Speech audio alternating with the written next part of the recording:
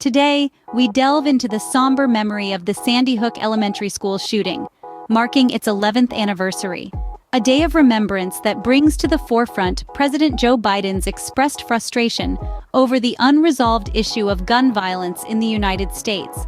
It's a problem that, despite the years and numerous tragedies, remains largely unaddressed.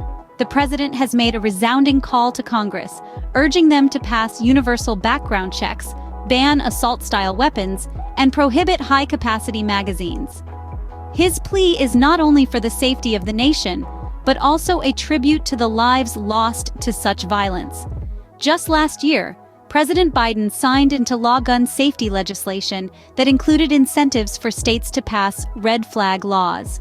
These laws allow family members or law enforcement to petition for the removal of firearms from individuals deemed a risk to themselves or others. The legislation also expanded restrictions on gun ownership for those convicted of domestic abuse. But the fight against gun violence doesn't stop there. Sandy Hook Promise, a nonprofit dedicated to combating gun violence, continues its tireless work. They emphasize the importance of reporting potential threats before they materialize into tragic events. And yet, the chilling reality is that the current year alone has witnessed 37 school shootings resulting in injuries or deaths. Each incident, a stark reminder of the urgency and importance of this issue. As the nation remembers Sandy Hook, the call for change grows louder. From solemn memories, we shift to the contentious world of politics, specifically the GOP's debt ceiling plan. A fiscal tug-of-war is playing out on Capitol Hill, with the House of Representatives recently passing a Republican proposal. The plan advocates for considerable budget tightening, proposing a staggering $4.5 trillion in spending cuts. Alongside this, it suggests a temporary reprieve for the nation's debt worries, raising the debt ceiling until May 2024. However, this austerity-driven plan is not without its detractors. The bill, despite its approval in the House, faces a rocky road in the Senate. With a divided political landscape, the proposal is seen by many as a non-starter. A major obstacle lies in the form of President Biden, who has voiced his intention to veto the bill, effectively labeling it as dead on arrival. While this fiscal saga unfolds, other noteworthy events have been taking place across the nation. Federal prosecutors are pushing for a Massachusetts Air National Guardsman accused of leaking classified military documents to remain behind bars. E. Jean Carroll, a journalist, has made headlines with serious allegations against former President Donald Trump. A Montana lawmaker, meanwhile, has stirred controversy with remarks on legislation pertaining to gender-affirming care for transgender children. In the world of sports, the 2023 NFL Draft is set to commence, with the Carolina Panthers holding the coveted first overall pick. But as these events transpire, the question remains: will the GOP's debt plan survive its journey through the Senate, or will it indeed arrive dead on arrival? The battle lines are drawn in the Senate, and the fate of the GOP debt plan hangs in the balance. Our next story takes us to the heart of a bitter feud between entertainment giant Disney and Florida Governor Ron DeSantis. This tussle began over Florida's Parental Rights in Education bill, a contentious piece of legislation that aimed to limit discussions of LGBTQ issues in schools.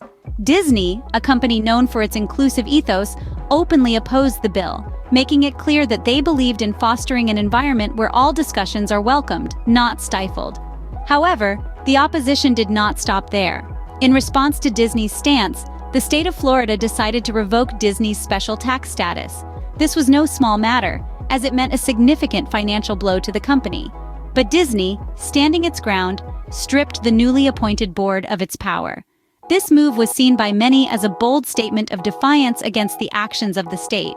The dispute didn't just stay in the boardrooms or courtrooms, it spilled over into the lives of the employees too. There were walkouts, with staff members expressing their dissatisfaction and standing in solidarity with the company's stance. The ripple effects were felt far and wide, with the conflict even impacting campaign contributions. The feud continued to escalate, with Governor DeSantis announcing plans to take control of Disney's special district by appointing a new board. This move has been seen as an attempt to assert state control over a private entity, sparking further controversy and adding fuel to the already raging fire. Yet, amidst all the legal wrangling and public statements, the consequences of this dispute extend beyond the parties involved. The world watches, curious to see how this will reshape the relationship between private corporations and state governments. As the legal battle rages on, the world watches to see what will become of Disney's special district in Florida. As we wrap up today's headlines, let's take a moment to reflect on the stories we've covered. First, we delved into President Biden's solemn marking of the 11th anniversary of the Sandy Hook tragedy, underscoring the ongoing struggle to combat gun violence in the United States. Despite measures taken, such as signing gun safety legislation, the battle is far from over. With 37 school shootings resulting in injuries or deaths last year, the urgency of implementing universal background checks and banning assault-style weapons remains paramount. Next, we explored the contentious issue of the GOP debt limit plan. Passed by the House, it's considered dead on arrival in the Senate. The proposal, proposing a staggering $4.5 trillion in spending cuts, has been met with a veto promise from President Biden. This political tug-of-war underscores the significant divides within our government and the potential implications for the nation's economy and security. We then turned our attention to the ongoing legal feud between Disney World and Florida Governor Ron DeSantis.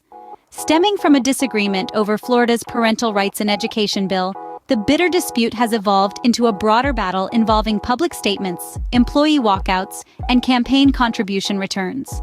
The outcome of this conflict could set a precedent for future corporate-state disputes and the protection of LGBTQ rights in education. These news highlights remind us of the complexities and challenges we face as a nation. Whether it's the struggle for gun control, the political divides over economic policy, or the fight for LGBTQ rights, each story underscores the importance of staying informed and engaged. Stay informed, stay engaged, and remember, every story has an impact. Until next time, this is your daily news wrap-up.